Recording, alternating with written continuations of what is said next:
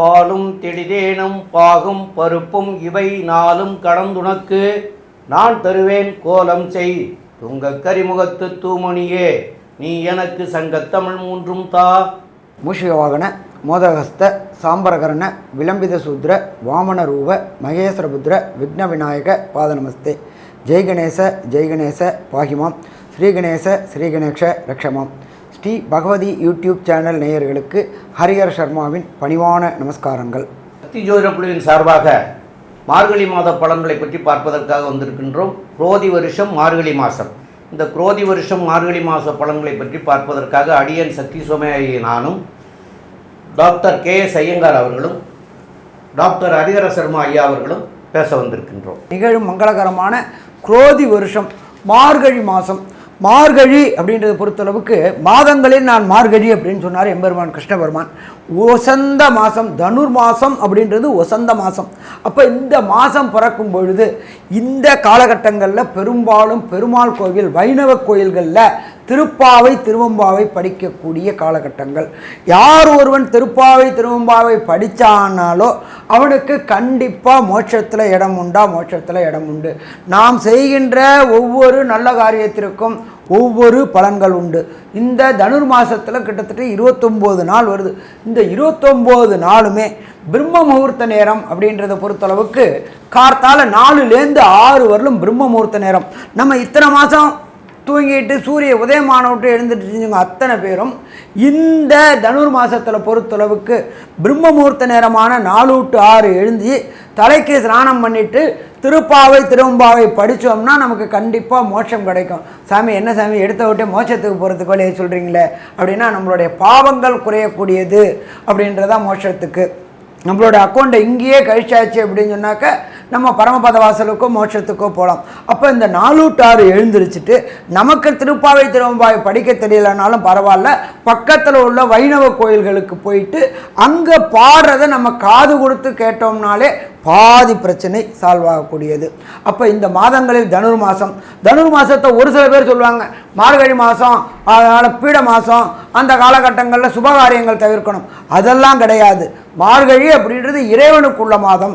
நம்ம ஒவ்வொரு மாதமும் நம்மளுடைய முன்னோர்களும் மூத்தோர்களும் ஒவ்வொரு மாதம் ஒவ்வொரு தெய்வத்துக்கும் கொடுக்கப்பட்ட மாதம். அதன்படி வரும்போது இந்த தனுர் மாதம் என்கின்ற மார்கழி மாதம் தெய்வத்துக்குரிய மாதம். தெய்வத்தை வணங்கினோம் அப்படின்னு சொன்னாக்க செய்த பாவங்கள் அத்தனையாக அன்னன்னைக்கே கழியக்கூடிய காலகட்டங்கள். சரி, இப்போ இந்த மார்கழி மாதம் பிறக்கிறது எப்போ, முடிகிறது எப்போ அப்படின்றத ஃபஸ்ட்டு பார்ப்போம். 16/12/2024 மார்கழி மாதம் பிறக்குது. மார்கழி மாதம் முடிகிறது அப்படின்றது 13/1/2025 மார்கழி மாதம் முடியுது. அப்போ சற்றேறக்குறைய 29 நாள் இந்த மார்கழி மாதம் இருக்குது. இந்த மார்கழி மாதத்தில் விசேஷமான நாட்கள், அதாவது மிக விசேஷமான நாட்கள் உண்டு, விசேஷமான நாட்கள் உண்டு. அதுபடி பார்க்கும்பொழுது மாதம் பிறக்கிறது தனுர் மாத பூஜை. எப்பொழுதுமே கோயில்களில் பொறுத்தளவுக்கு இந்த தனுர் மாதம் பிறக்கும் பொழுது தனுர் மாத பூஜைகள் 27 நட்சத்திரக்காரங்களுக்கும் செய்யறதுக்கு சொல்லுவாங்க. அவங்க நட்சத்திரத்துக்கு நீங்கள் இருக்கிற இடத்துக்கு பக்கத்தில் உள்ள கோயிலில் உங்களுடைய ஜென்ம நட்சத்திரத்துக்கு தனுர் மாதத்தில் அந்த பூஜை செய்யுங்க. எப்பொழுதுமே இறைவன்கிட்ட சரணாகதி அடையும் போது அவர் நல்ல பாதையை காட்டுவார். அதுக்கு அடுத்தது பார்த்தோம்னா 17/12/2024 வாழ்ந்த கண்ணுக்கு நேர வாழ்ந்த ரமண பகவானுடைய ஜெயந்தி. அவர் அவதரித்த நாள் எத்தனாவது அவதரித்த நாள் அப்படின்னு பார்க்க 145வது ஜெயந்தி விழா. அதுக்கு அடுத்தது பார்த்தோம்னாக்க 18/12/2024 சங்கடகர சதுர்த்தி. சங்கடகர சதுர்த்தி அப்படின்னாக்க நம்மளுடைய சங்கடங்கள் அத்தனையும் விலகக்கூடிய நாட்கள். நமக்கு ஒரு குடும்பத்தில் அடிக்கடி சங்கடங்கள் வந்துட்டு இருக்கு அப்படின்னாக்க நாம் வணங்க வேண்டியது எம்பெருமான் விநாயக பெருமான. அதுவும் வணங்க வேண்டியது சங்கடகர சதுர்த்தி. சங்கடகர சதுர்த்தி அன்னைக்கு எம்பெருமான் விநாயக பெருமனுக்கு பால், பன்னீர், இளநீர் இந்த அபிஷேகங்களுக்கு திரவியங்களை வாங்கி கொடுத்து அபிஷேகங்களை கண்டுட்டு அந்த திரவியங்களை வாங்கி குடிச்சிட்டு வந்தோம் அப்படின்னாக்க நமக்கும் சரி நம் குடும்பத்துக்கும் வரக்கூடிய சங்கடங்கள் அத்தனையும் விலகக்கூடியது சங்கடகர சதுர்த்தி. அதுக்கு அடுத்தது 27/12/2024 காஞ்சி ஸ்ரீ மகாபெரியவர் சந்திரசேகர சரஸ்வதி சுவாமிகளுடைய ஆராதனை நாள் அப்படின்றது ரொம்ப விசேஷமான நாள். அதுக்கு அடுத்தது பார்த்தோம் அப்படின்னாக்க 30/12/2020 தன்னுடைய பலம் என்ன அப்படின்றது தெரியாமல் இருந்த ஒரு ஆஞ்சநேயருக்கு அனுமந்த ஜெயந்தி அப்படின்றது ஆஞ்சநேயர் அவதரித்த நாள் அப்படின்றது அனுமந்த ஜெயந்தி. அதுக்கு அடுத்தது பார்த்தோம் அப்படின்னாக்க 2/1/2025 ஸ்ரவண விரதம். ஸ்ரவணம் அப்படின்னாக்க திருவோண நட்சத்திரத்துக்கு பேர் ஸ்ரவணம்னு சொல்லுவோம். ஸ்ரவண விரதம் இருக்கக்கூடிய நாள். அதுக்கு அடுத்தது பார்த்தோம்னாக்க 10/1/2025 வைகுண்ட ஏகாதசி. பரமபாத வாசல் என்கின்ற சொர்க்க வாசல் திறக்கக்கூடிய நாள். வருஷத்துக்கு ஒரு ட்ரிப்பு இந்த மார்கழி மாதத்தில் வரக்கூடியது வைகுண்ட ஏகாதசி. அன்னைக்கு காலையில் பொறுத்தளவுக்கு 4 மணிக்கு எழுந்திரிச்சா சொர்க்க வாசல் திறந்து அந்த சொர்க்க வாசலை கண்டுட்டு எம்பெருமானை கண்டு தொழுதுட்டு வந்தோம்னாக்க அந்த ஆண்டு ஆனந்தமான ஆண்டாக இருக்குமா, ஆனந்தமான ஆண்டாக இருக்கும். அதுக்கு அடுத்தது பார்த்தோம் அப்படின்னாக்க 12/1/2025 ஸ்ரீ நடராஜருக்கு அபிஷேகம். இங்கே தமிழ்நாட்டில் மட்டுமில்ல, இந்தியாவில் உள்ள அத்தனை நடராஜருக்கும் அபிஷேகம் பண்ணக்கூடிய நாள். பெரும்பாலும் பார்த்தோம் அப்படின்னாக்க ஈஸ்வரனுக்கு பெரும்பாலும் அவ்வளோ தூரம்லாம் அபிஷேகம் பண்ண மாட்டாங்க. ஒரு சில காலகட்டங்களில் அபிஷேகம் பண்ணுவாங்க. எம்பெருமான் நடராஜர் விக்கிரகத்துக்கு அபிஷேகம் பண்ணக்கூடிய நாள். அதுக்கு அடுத்தது பார்த்தோம்னாக்க 13/1/2025 ஆருத்ரா தரிசனம். ஆருத்ரா அப்படின்னாக்க பஞ்சக்ஷேத்திரம் இருக்குது. அந்த பஞ்சக்ஷேத்திரத்தில் உள்ள ஈஸ்வரனுக்கு ஆருத்ரா தரிசனம் பண்ணுவாங்க. இந்த ஆருத்ரா தரிசனம் அப்படின்ற பொறுத்தளவுக்கு நம்மளுடைய தென் கைலாயம் என்கிற சொல்கின்ற சிதம்பரத்தில் ரொம்ப விசேஷமானது. அந்த திரையை விலக்கி எம்பெருமான ஈஸ்வரனை காக்கட்டக்கூடிய நாள்.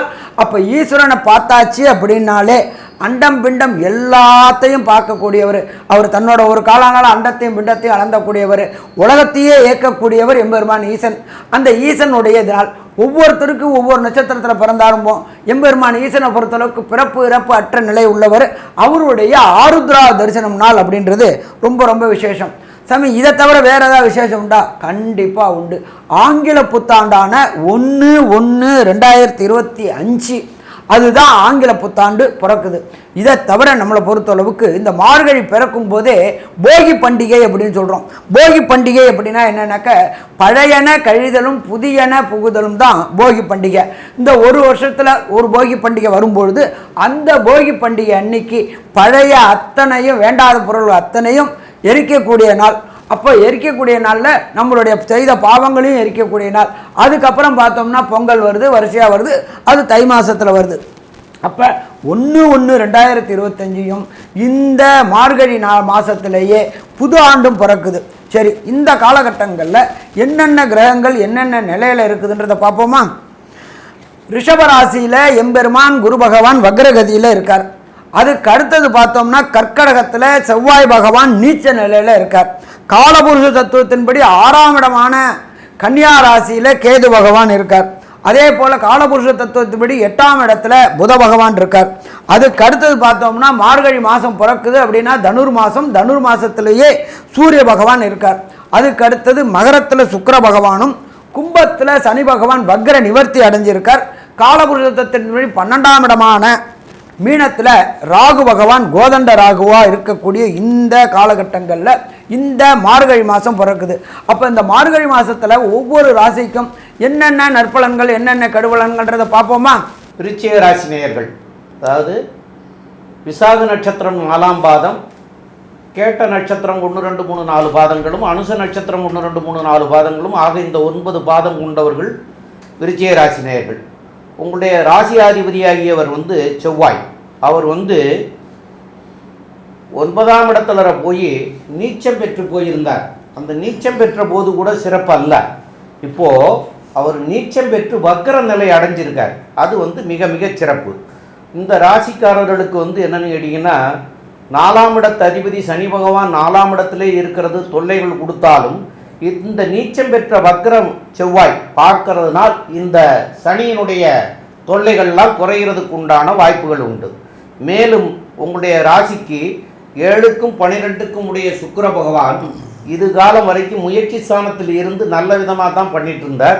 இருந்தாலும் இப்போ சனியோடு போய் சேர்றது அதுவும் நல்லது. அந்த சனியோடு போய் சேர்றது மாத்திரமல்ல, உங்களுடைய ராசியாதிபதியாகிய செவ்வாய் பகவானும் அந்த 8ஆம் இடத்தை 8ஆம் பார்வையில் சனியும் சுக்கிரனையும் இந்த வரக்கூடிய 30/12/2024 அன்னைக்கு சுக்கிரன் அங்கேயும் போயிட்டாருன்னா அதில் இருந்து செவ்வாய் பகவானும் உங்களுடைய ராசியாதிபதியாகிய செவ்வாய் பகவானும் அந்த சனியவும் சுக்கிரனையும் பார்க்குறாங்க. அந்த மாதிரி பார்க்குற காரணத்தினால உங்களுக்கு திடீர் பண வரவுகள் ஏற்படுறதுக்கு உண்டான வாய்ப்புகள் உண்டு. மேலும் உங்களுடைய ராசிக்கு 10ஆம் இடத்து அதிபதியாகிய சூரிய பகவான் 2ஆம் இடத்துல இருக்கிறதும் சிறப்பு. மேற்கொண்டு உள்ள விஷயங்களை பற்றி நம்முடைய டாக்டர் கே ஐயங்கார் அவங்க சொல்லுவாங்க. ஐயா, அற்புதமாக சொன்னீங்க. உங்களுடைய ராசிக்கு பார்த்தோன்னா பொதுவாகவே இந்த மார்கழி மாதம், அதாவது மாத பலன்கள்னு சொல்லக்கூடியது சூரியன், செவ்வாய், புதன் மற்றும் சுக்கிரன், இந்த 4 கிரகங்களுடைய மாற்றங்களை பற்றி சொல்லுவோம். சூரியன் இவ்வளோ நாள் உங்களுடைய ராசியில் இருந்தால் உங்களுடைய ராசிக்கு அடுத்து இருக்கக்கூடிய தனுசு ராசியில் போகிறார். 10ஆம் அதிபதி 2ஆம் இடத்துல இருக்கிறது விசேஷம். இதன் மூலியமாக என்ன அப்படின்னா தொழில் ஸ்தானம் அபிவிருத்தி அடையக்கூடிய வாய்ப்பு. தொழில் ஸ்தானத்தில் கொஞ்சம் அலைச்சல் இருக்கும். ஏன்னா 4ஆம் இடத்துல சனி பகவான் வேறு. உங்களுடைய கீழ்ப்படிந்த மக்கள் மூலியமாக பிரச்சனைகள் வரும். வேலை செய்வர்கள் மூலியமாக பிரச்சனைகள் வரக்கூடிய வாய்ப்பு உண்டு. 10ஆம் இடத்தில் அதிபதி அப்படின்னு சொல்லக்கூடிய சூரியன் 2ஆம் இடத்துல இருக்கிறதுனால தொழிலில் மேன்மை இருக்கும். தொழில் மூலியமாக வருமானம் அதிகமாக வரக்கூடிய வாய்ப்பு இருந்தாலும் உங்களுடைய ராசியை சனி பகவான் பார்க்கறதுனால உடல் நலத்தில் சற்று பின்னடைவு இருக்கக்கூடிய வாய்ப்புகள் நிச்சயமாக உண்டு. உங்களுடைய ராசிக்கு பார்த்தலையானால் ராசியிலேயே புத பகவான் 8ஆம் அதிபதி ராசியை இவர் சனி பகவான் பார்க்குறார். இதனால் பார்த்தேன்னா கர்ம காரகன் கர்மஸ்தான அதிபதியினுடைய தொடர்பு வருது. உடல் நலத்தில் ரொம்ப ஜாகிரதையாக இருக்கிறது நல்லது. கர்மஸ்தான அதிபதினு சொல்லக்கூடியவர் 8ஆம் அதிபதி உங்களுடைய ராசியிலேயே இருக்கார். ஒரு 15 நாளைக்கு மார்கழி மாதம் ஒரு 17ஆம் தேதி வரலும் அவர் இருக்கார். 2ஆம் தேதி அன்னைக்கு 2/1/2025 தான் ராசிக்கு 2ஆம் இடத்துக்கு போகிறார். அதை தவிர பார்த்தலையானால் கர்ம காரகன்னு சொல்லக்கூடிய சனி பகவான் அர்த்தாஷ்டம சனியில் 4ஆம் இடத்துல சனி பகவான் இருக்கிறதுனால தாயின் உடல்நிலையில் சற்று பின்னடைவு இருக்கக்கூடிய காலகட்டமாக இருக்கும். படிக்கக்கூடிய மாணவர்களுக்கு மன கிளேசங்கள் வரும், மறதி வரக்கூடிய வாய்ப்பு, உடல்நிலையில் தொய்வு. அதை தவிர படிக்கக்கூடிய மாணவர்களுக்கு பார்த்தோம்னா சற்று அலைச்சல் அதிகமாக இருக்கக்கூடிய காலகட்டம். வருமானம் ஈட்டக்கூடிய காலகட்டமாக இருக்கும். வேலை செய்யக்கூடிய இடத்துல மாற்றங்கள் வரக்கூடிய வாய்ப்பு. ஏன்னா உங்களுடைய ராசிக்கு 2-5 அதிபதினு சொல்லக்கூடியவர் குரு பகவான் சமசப்தமத்தில் இருக்கார். இதன் மூலியமாக பார்த்தலையானால் 5ஆம் இடத்தில் இருக்கக்கூடிய ராகு, அவருக்கு வீடு கொடுத்தவர் குரு பகவான் வக்ரகதியில் இருக்கிறது பெரிய ஏற்றம். அவர் 7ஆம் இடத்துல போய் இருக்கார். இதன் மூலியமாக பார்த்தலையானால் குடும்பத்தில் சிறு சிறு சச்சரவுகள் வந்தாலும் எதிர்பாலினத்தவர் மூலியமாக ஒரு நல்ல ஏற்றமான செய்திகள் வரும். பார்ட்னர்ஷிப் பிஸ்னஸில் நல்ல ஒரு வெற்றி வரக்கூடிய வாய்ப்புகள் உண்டு.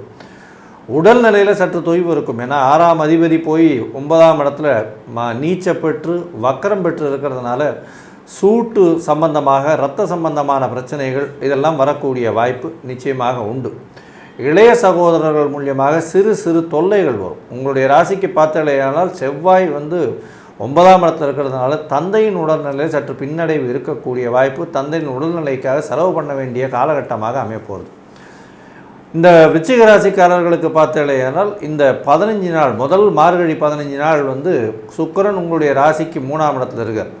அதற்கு பிறகு அவர் திக்பலம் அடைகிறார். இந்த 3ஆம் இடத்துல இருக்கிற வரலும் செவ்வாயையும் பார்க்கறதுனால உடல் நலத்தில் ஏற்றம் இருக்கும். புதுசாக கடன் வாங்குவீங்க. கடன் மூலியமாக பார்ட்னர்ஷிப் பிஸ்னஸை ஏற்றக்கூடிய வாய்ப்புகள் உண்டு.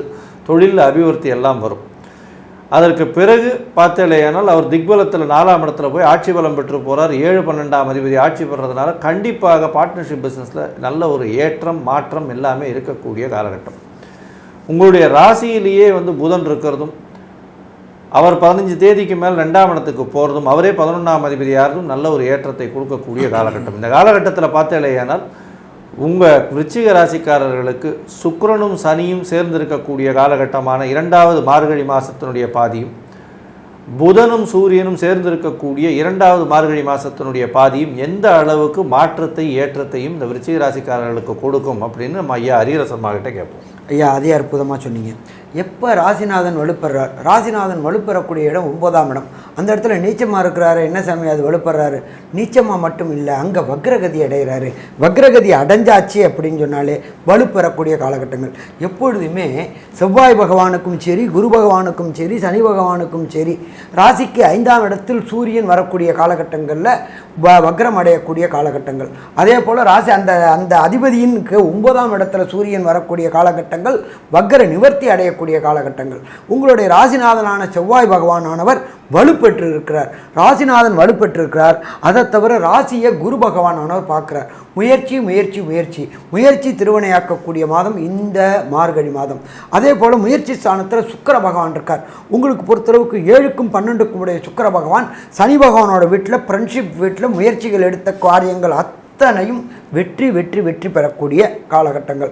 2ஆம் இடத்துல 10ஆம் அதிபதியான சூரிய பகவான் இருக்கார். 2ஆம் இடம் அப்படின்றது குடும்பம் அமையக்கூடிய காலகட்டங்கள்னால வரக்கூடிய மனைவியினாலையும் உங்களுடைய தொழிலில் சிறப்படையக்கூடிய வாய்ப்புகள் உண்டு. உங்களுடைய பொருளாதாரத்தில் மேன்மையான நிலை அடையக்கூடிய வாய்ப்புகள் உண்டு. 7ல் குரு பகவான் இருக்கிறதுனாலையும் 2ஆம் இடத்திற்குண்டான குரு பகவான் 7ஆம் இடத்துல இருக்கிறதுனாலையும் 10க்குண்டான சூரிய பகவான் இருக்கிறதுனாலையும் இந்த காலகட்டங்களில் இந்த விருச்சிக ராசிக்காரர்களுக்கு மனைவி மூலியமாக லைஃப் பார்ட்னர் மூலியமாக கணவனுக்கு மனைவியோ மனைவிக்கு கணவனோ வரதுனால ஏற்றம் கிடைக்கக்கூடிய வாய்ப்புகள் உண்டு. இதுவரை பணி நிரந்தரமற்ற தன்மையில் இருந்துட்டு இருந்தவங்களுக்கு பணி நிரந்தரம் அடையக்கூடிய வாய்ப்புகள் உண்டு. பணி பாதுகாப்பு வரக்கூடிய வாய்ப்புகள் உண்டு. இதை தவிர உத்தியோகத்தில் பதவி உயர்வு கிடைக்கக்கூடிய வாய்ப்புகளும் உண்டு. 4ஆம் இடத்தில் சனி பகவான் இருக்கிறார். இதுக்கு பேர் அர்த்தாசிரம சனி அப்படின்னு பேர்.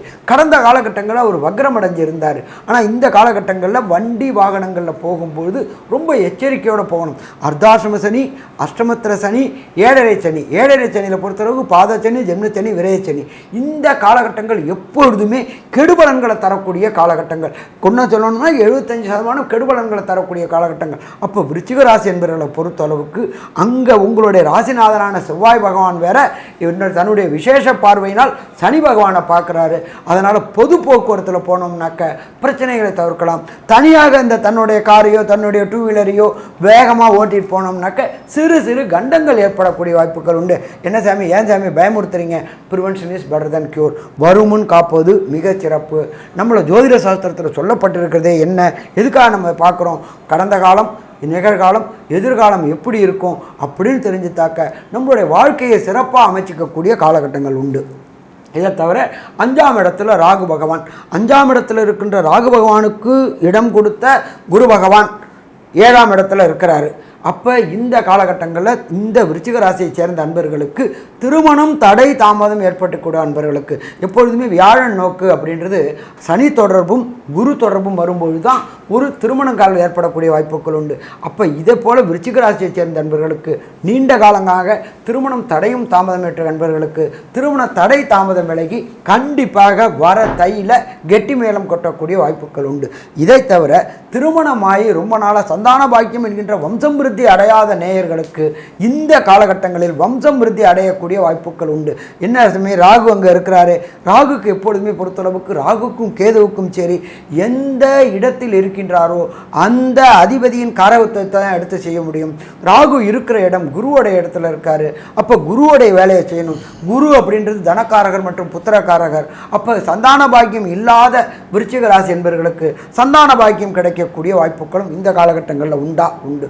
இதை தவிர பார்த்தோம்னாக்க பூர்வ புண்ணிய புத்திரஸ்தானம் அப்படின்னு சொல்லக்கூடியதும் இந்த 5ஆம் இடம். பூர்வ புண்ணிய புத்திரஸ்தானம் அதாவது நம்மளுடைய பாரம்பரிய கோயில்கள், நம்மளுடைய புராதன கோயில்கள், நம்மளுடைய மடாதிபதிகள் இவங்களெல்லாம் கடந்த காலங்களில் சந்திக்க வாய்ப்பு இல்லாமல் இருந்த விருச்சிக ராசி என்பவர்களுக்கு கண்டிப்பாக இந்த காலகட்டங்களில் சந்திக்கக்கூடிய வாய்ப்புகள் உண்டு.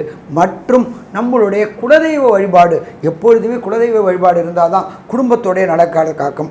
குடும்பத்தில் குலதெய்வம் வந்தாச்சுன்னா ஆட்டோமேட்டிக்காக இஷ்ட தெய்வங்கள் வரும். இஷ்ட தெய்வமும் குலதெய்வம் வந்தாச்சுன்னாக்க நம்மளுடைய முன்னோர்களும் மூதாதையர்களுடைய பித்திருக்களுடைய ஆசீர்வாதமும் கிடைக்கும்.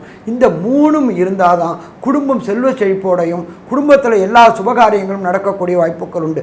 அப்போ இந்த மார்கழி மாதம் தனுர் மாதம் கண்டிப்பாக விருச்சிக ராசி என்பவர்களுக்கு அமோகமான மாதம்னு சொல்லலாமா?